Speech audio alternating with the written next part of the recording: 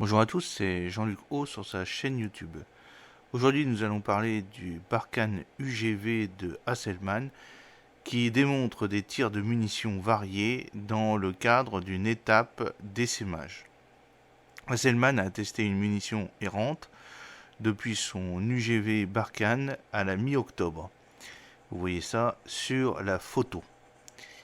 Hasselmann se concentre sur l'augmentation de la capacité de l'espace de combat numérique pour les soldats turcs et le tir d'essai d'une munition errante depuis un UGV Barkhane a marqué une étape vers l'essaimage du munition errante.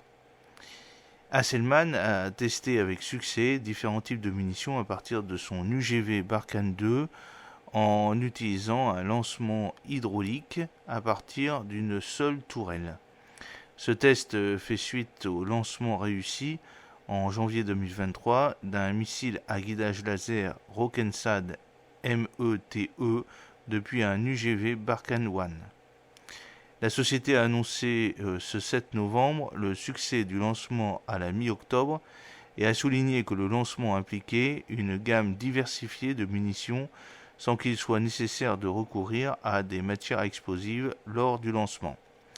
Dans le cadre de l'essai, le Barkhane 2 a tiré une munition errante, c'est-à-dire un drone kamikaze, et a accompli une mission couvrant un rayon de 2 à 15 km, mais le système a été équipé de 2 lanceurs connectés à une seule tourelle. L'un des lanceurs est un système à guidage laser, comme cela a été démontré lors du test précédent, et l'autre déploie des munitions errantes.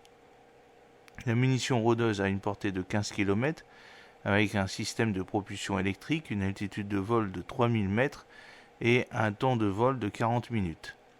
Un concept opérationnel promu par l'entreprise tourne autour de l'essaimage.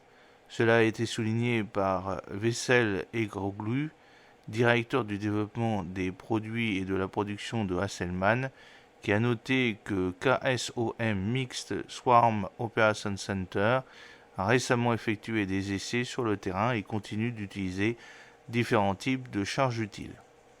Eroglu a déclaré avec l'ajout de ces systèmes au KSOM, le concept d'utilisation des munitions en essaim sera également réalisé sur le terrain.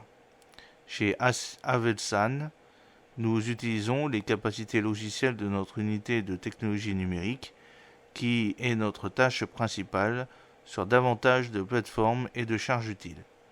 Tous ces systèmes sans pilote, y compris les concepts d'essaim, en particulier les technologies proposées et mises au point par Havelsan, seront utilisés pour ouvrir la voie pour réduire le travail de nos forces de sécurité sur le terrain. J'espère que cette petite vidéo vous a plu. N'oubliez pas de cliquer sur le pouce pour la promouvoir, de vous abonner si ce n'est pas encore fait et de partager cette vidéo sur vos réseaux sociaux. A très bientôt, fidèlement Jean-Luc O.